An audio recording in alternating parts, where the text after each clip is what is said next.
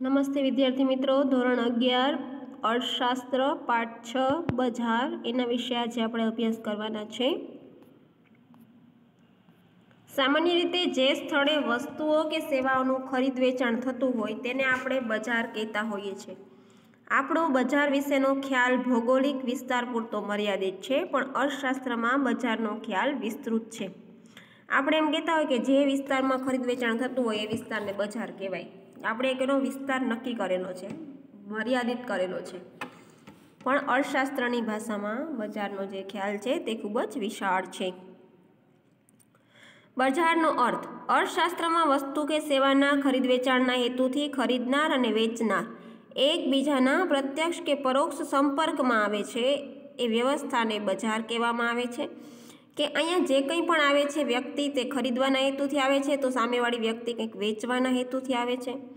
ખરીદવા અને વેચવાનો આશય છે અને એકબીજાના પ્રત્યક્ષ એટલે કે સામસામે સંપર્કમાં આવશે એને કહેવાશે બજાર। પ્રોફેસર સેમ્યુઅલ્સન એવું કહે છે કે બજાર એટલે એક એવી કાર્યપ્રણાલી કે જ્યાં ખરીદનાર અને વેચનાર વસ્તુ કે સેવાની કિંમત અને જથ્થાને નક્કી કરવાના હેતુથી એકબીજાના સંપર્કમાં આવે છે। તો પ્રોફેસર સેમ્યુલેશન એવું કહે છે કે બજાર એક એવી કાર્યપ્રણાલી છે જેમાં ખરીદનાર અને વેચનાર ભેગા તો થાય છે, ખરીદને વેચાણના હેતુથી ભેગા થાય છે, પણ કેટલી વસ્તુ આપવી અને એના બદલામાં કેટલી કિંમત લેવી એટલે કે કેટલો જથ્થો એની સામે કેટલી કિંમત એ નક્કી કરવાના આશયથી ભેગા થાય છે। બજારના ઘટકો અથવા તો બજારના લક્ષણો જોઈએ તો ખરીદનાર અને વેચનાર, બજારમાં વસ્તુ કે સેવાના ખરીદનાર અને વેચનાર હોવા ફરજિયાત છે। તેઓ દ્વારા તેમના અંગત હેતુસર વિનિમય કરવામાં આવશે। ખરીદ વેચાણની પ્રક્રિયા એને કહેવાશે કે ખરીદનારા પણ હોય, વેચનારા પણ હોય અને બંને એકબીજાના અંગત હેતુસર વિનિમય કરે છે। કોઈને ખરીદવું છે, કોઈને વેચવું છે, બેનો અંગત હેતુ છે, એના કારણે થઈ અને બંને વચ્ચે વસ્તુને સેવાની આપ-લે થાય છે, વિનિમય થાય છે, તેને ખરીદ વેચાણની પ્રક્રિયા કહેવાય છે। અહીં વેચનારનો ઉદ્દેશ શું હોય? અહીં વેચનારનો ઉદ્દેશ માત્ર એટલો જ હોય છે કે પોતાને મહત્તમ નફો મળે। તો ખરીદનારનો ઉદ્દેશ શું હોય? તો ખરીદનાર એવું ઈચ્છે કે હું જે વસ્તુ લઉં છું એમાંથી મને મહત્તમ સંતોષ મળે। આ હેતુથી આ પ્રક્રિયા જન્મ લે છે। પછી છે વસ્તુ અને સેવાઓ। બજારમાં માંગ પામતી અને વેચાણ થતી વસ્તુઓ કે સેવાઓ હોવી જરૂરી છે। બજાર હોય પણ આ વસ્તુ અને સેવા જ ન હોય તો એ બજાર કંઈ કામનું નથી। ખરીદનાર હોય, વેચનાર હોય, પણ શું લેવડ દેવડ કરવી એ જ ન હોય તો? બજારમાં ઉત્પાદક કે વેચનાર પોતાનો નફો મહત્તમ કરવાના આશયથી વસ્તુઓ વેચે છે અને વિભિન્ન વસ્તુઓ બહાર પાડે છે। એક જેવી નહીં, અલગ અલગ કેટલા બધા પ્રકારની વસ્તુઓ બહાર પાડશે અને વસ્તુ અને સેવા ખરીદવા ગ્રાહકને આકર્ષવાનો પણ પ્રયત્ન કરશે કે ખરીદનારો છે એ મારી દુકાને જ આવે, ખરીદનારને કેમ આકર્ષવું, બરાબર? આના માટે થઈ અલગ અલગ પ્રયત્ન પણ કરશે અને એના કારણે તે ખરીદવાના પ્રયત્નમાં ગ્રાહકોને ડિસ્કાઉન્ટ આપી શકે, સારું એવું પેકિંગ કરી શકે, વટાવ આપી શકે, ત્યારબાદ ગિફ્ટ આપી શકે, એવા ઘણા બધા સંશોધનો હાથ ધરે છે। ખરીદનાર વસ્તુ કે સેવાના ઉપભોગથી પોતાનો મહત્તમ સંતોષ પ્રાપ્ત કરવાનું કરશે અને વસ્તુ અને સેવાનું આદર્શ સંયોજન ખરીદશે। કોઈ પણ ખરીદનાર છે તે વસ્તુ ખરીદશે તો એની ગુણવત્તા જોઈને જ ખરીદશે અને એ વસ્તુમાંથી એને પૂરતો સંતોષ મળે એ જોશે। ત્યારબાદ છે સંપર્ક। ખરીદનાર છે, વેચનાર છે, બજારમાં વસ્તુઓ પણ છે, સેવાઓ પણ છે, પણ સંપર્ક નથી। તો ખરીદનાર અને વેચનાર એકબીજાના સંપર્કમાં આવે એ પણ જરૂરી છે। આ સંપર્ક પ્રત્યક્ષ કે પરોક્ષ હોઈ શકે। પ્રત્યક્ષ એટલે અત્યારે આપણે ગામમાં જઈ કોઈ દુકાનમાંથી કંઈ વસ્તુ ખરીદીએ, એ વ્યક્તિ આપણને વસ્તુ આપે, આપણે એને પૈસા આપીએ, આને પ્રત્યક્ષ સંપર્ક કહેવાય। તો પરોક્ષ સંપર્ક કોને કહેવાય? આપણે ફોન દ્વારા વસ્તુ મગાવીએ, એ ભાઈ આપણને વસ્તુ મોકલી આપે, આપણે એની સાથે મુલાકાત થઈ નથી, પણ માત્ર ને માત્ર ફોન દ્વારા જ વાત થઈ છે, તો એને કહેવાશે પરોક્ષ સંપર્ક। વર્તમાન સમયની વાત કરીએ તો વર્તમાન સમયમાં ખરીદનારા અને વેચનારા એકબીજાના રૂબરૂ સંપર્કમાં આવે છે। અથવા તો તેઓ નીચેની રીતે સંપર્ક કરે છે. કઈ કઈ રીતે સંપર્ક કરે છે? તો કે ટેલી શોપિંગ અને ઓનલાઈન શોપિંગ. સૌપ્રથમ જોઈએ ટેલી શોપિંગ, જેમાં તેઓ વસ્તુઓ કે સેવાઓની જાત ખરાઈ કરી ટેલિફોન દ્વારા વસ્તુ કે સેવાની ખરીદીના ઓર્ડર આપે છે. પહેલાં તે વસ્તુ જોવે છે, જાતે ખરાઈ કરે છે, બરાબર, અને ત્યારબાદ તે ટેલિફોન દ્વારા ઓર્ડર આપે છે અને એને વસ્તુ મળી જાય છે. એને કહેવાશે ટેલી શોપિંગ. ત્યારબાદ છે ઓનલાઈન શોપિંગ, જેમાં તેઓ ઇન્ટરનેટના માધ્યમથી જે તે વસ્તુ કે સેવાના વેચનારની વેબસાઇટ ઉપર જાય છે, વસ્તુઓ અને સેવાઓની પસંદગી કરે છે અને તે મુજબ ખરીદીના ઓર્ડર આપે છે. આમ વર્તમાન સમયમાં ટેલી શોપિંગ અને ઓનલાઈન શોપિંગ જેવા માધ્યમ દ્વારા વસ્તુ કે સેવાના ખરીદનાર અને વેચનાર પરોક્ષપણે એકબીજાના સંપર્કમાં આવે છે. પ્રત્યક્ષપણે સંપર્કમાં આવતા નથી, પણ પરોક્ષપણે સંપર્કમાં આવે છે. અને ઓનલાઈન શોપિંગથી વર્તમાન સમયના વિદ્યાર્થીઓ છે તે અજાણ નથી, કારણ કે વર્તમાન સમયમાં બધા વિદ્યાર્થીઓ છે એને ઓનલાઈન શોપિંગ કરેલી જ હોય. ત્યારબાદ છે કિંમત. બજારમાં ચોક્કસ સમયે કોઈ ચોક્કસ વસ્તુ કે સેવાની કિંમત નક્કી થયેલી હોવી જોઈએ. બજારમાં વસ્તુ કે સેવાની કિંમત વસ્તુ કે સેવાની માંગ અને પુરવઠા પર આધારિત નક્કી થાય છે. બજારમાં વસ્તુનો પુરવઠો કેટલો છે અને વસ્તુની માંગ કેટલી છે એના આધારે વસ્તુની કિંમત નક્કી થતી હોય છે. દાખલા તરીકે બજારમાં વસ્તુનો પુરવઠો વધારે હોય તો એની માંગ એટલા માટે વધારે થશે કે એની કિંમત ઓછી હશે. પણ જો બજારમાં વસ્તુની ઘટ હોય એટલે કે પુરવઠો ઓછો હોય ત્યારે વસ્તુની કિંમત વધશે અને વસ્તુની કિંમત વધતા એની માંગમાં ઘટાડો થાય. એટલે કે આ જે કિંમત નક્કી થાય છે બજારમાં કેટલી વસ્તુ છે અને કેટલી માંગ છે એના આધારે નક્કી થતા હોય છે. માંગ અને પુરવઠાના પરિબળો દ્વારા કિંમત નક્કી થતી હોય છે. જે અનુસાર બજારમાં વસ્તુ કે સેવાની કિંમત વસ્તુ કે સેવાની ખરીદનારાઓની માંગ અને વસ્તુ કે સેવાના વેચનારાઓ દ્વારા અપાતા પુરવઠા દ્વારા નક્કી થાય છે. ઘણીવાર વેપારી પાસે પુરવઠો હોય પણ તે બજારમાં ઠલવતા નથી, ઓછો પુરવઠો આપે છે, ત્યારે પણ વસ્તુની અછત સર્જાય છે. બજાર સ્થિતિ અંગેની જાણકારી. બજાર સ્થિતિ અંગેની જાણકારી ખરીદનાર અને વેચનાર બંનેને હોવી જરૂરી છે. બજારમાં શું ચાલી રહ્યું છે તે અંગેની જાણકારી બંનેને હોવી જરૂરી છે. બજારમાં ફુગાવો અથવા મંદીના વલણો હોય. ફુગાવો એટલે સતત ભાવ વધારો. ત્યારે કોઈ કુદરતી કે માનવીય આફત આવી પડે તેવા સંજોગોમાં ઉત્પાદન, વેચાણ કે ખરીદીના સંદર્ભમાં યોગ્ય સમયે યોગ્ય જથ્થાને નિર્ણય લેવા પડે.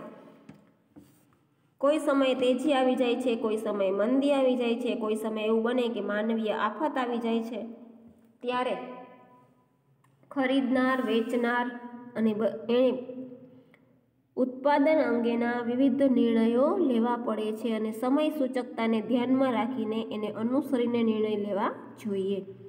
ત્યારબાદ છે બજારનું વર્ગીકરણ. અર્થશાસ્ત્રીઓ બજારનું વર્ગીકરણ જુદા જુદા માપદંડોને આધારે કરે છે. એ અનુસાર આપણે જોઈએ તો સ્થાન આધારિત, સમય આધારિત, વસ્તુ આધારિત અને વસ્તુના જથ્થા આધારિત. નિયંત્રિત આધાર બજાર અને હરીફાઈ આધારિત બજાર વગેરે તેના પ્રકાર છે, જેમાંથી આપણે 3 જ પ્રકાર જોવાના છે: સ્થાન આધારિત, સમય આધારિત અને હરીફાઈ આધારિત.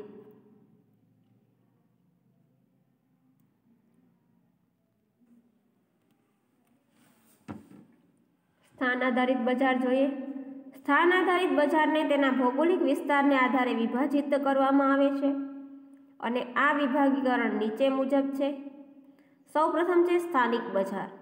સામાન્ય રીતે વસ્તુ અને સેવાઓનું જ્યાં ઉત્પાદન થતું હોય ત્યાં જ તેનું વેચાણ થતું હોય. દાખલા તરીકે માટલાનું બજાર. કુંભાર છે ત્યાં જ માટલા બનાવે છે અને ત્યાં જ તેનું વેચાણ કરે છે.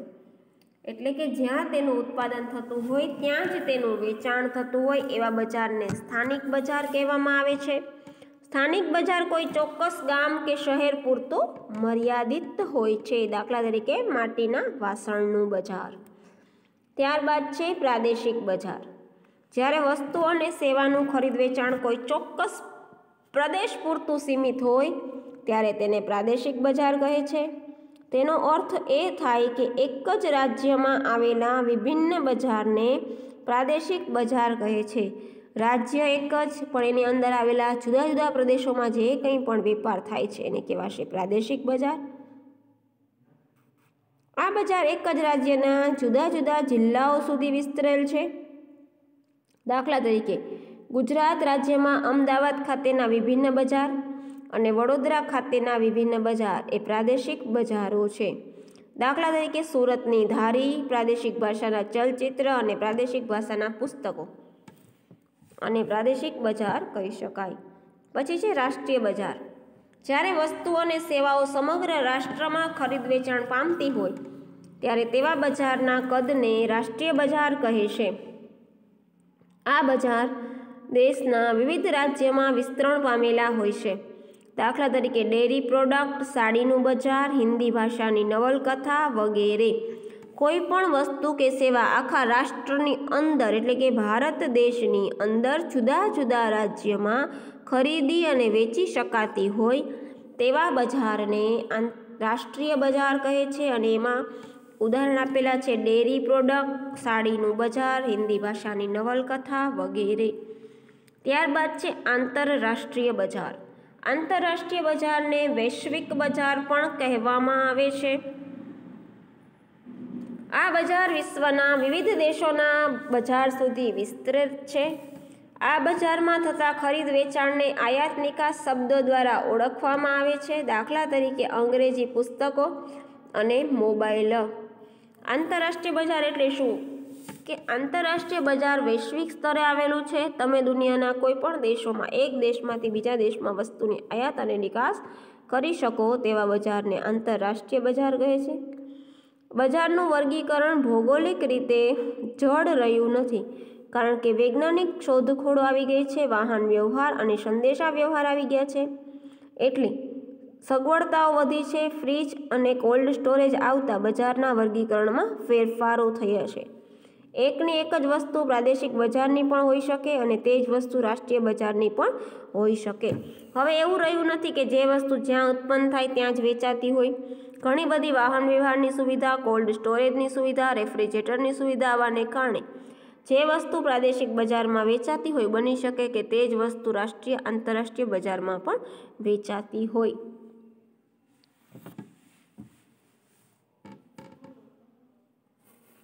જથ્થા આધારિત બજાર. જથ્થા આધારિત બજારમાં મુખ્યત્વે બે પ્રકારના બજારનો સમાવેશ થાય છે, જેમ કે જથ્થાબંધ બજાર અને છૂટક બજાર. જથ્થાબંધ બજાર એ એવું બજાર છે જેમાં મોટા ભાગના જથ્થામાં વસ્તુઓનું ખરીદ વેચાણ થતું હોય છે. જથ્થાબંધ બજારમાં જથ્થાબંધ વેપારી ઉત્પાદક પાસેથી માલ લઈ આવે છે. જથ્થાબંધ વેપારી કોની પાસેથી માલ લઈ આવશે? તો કે ઉત્પાદક પાસેથી, જ્યાં વસ્તુનું ઉત્પાદન થાય છે તે કારખાનાના માલિક પાસેથી, અને છૂટક બજારના વેપારીને વેચશે. જથ્થાબંધ વેપારી શું કરશે? ઉત્પાદક પાસેથી માલ લઈ આવે છે અને છૂટક વેપારીને વેચે છે. આમ જથ્થાબંધ વેપારી ઉત્પાદક અને છૂટક વેપારી વચ્ચે કડી સમાન છે.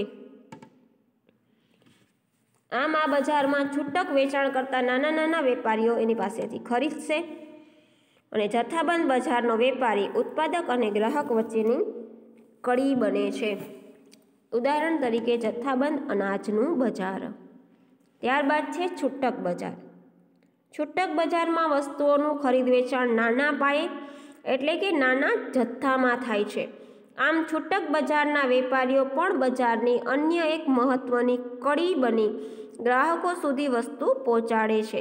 છૂટક બજારના વેપારીઓ જથ્થાબંધ બજારમાંથી વસ્તુઓની મોટા પ્રમાણમાં ખરીદી કરી અને નાના નાના જથ્થામાં વેચે છે.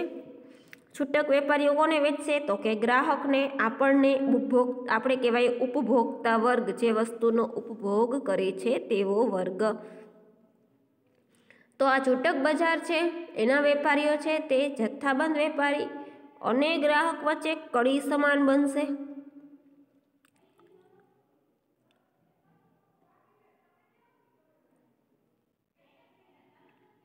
છૂટક બજારના વેપારીઓ વસ્તુઓનું પુનઃ વેચાણ કરે છે એમ કહી શકાય. શા માટે પુનઃ વેચાણ? તો કે ઉત્પાદક વેચે છે જથ્થાબંધ વેપારીને એટલે એકવાર વેચાણ થયું, જથ્થાબંધ વેચે છે આપણને એટલે કે છૂટક વેપારીને, છૂટક વેપારી વેચે છે ગ્રાહકોને એટલે એને કહેવાશે પુનઃ વેચાણ.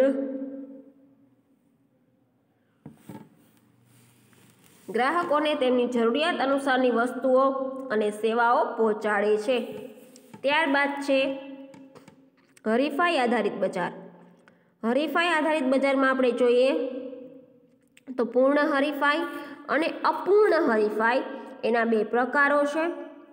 પૂર્ણ હરીફાઈમાં કોઈ પ્રકાર નથી, જ્યારે અપૂર્ણ હરીફાઈમાં એના પેટા પ્રકારો છે ઇજારો, ઇજારાયુક્ત હરીફાઈ અને અલ્પ હસ્તક ઇજારો.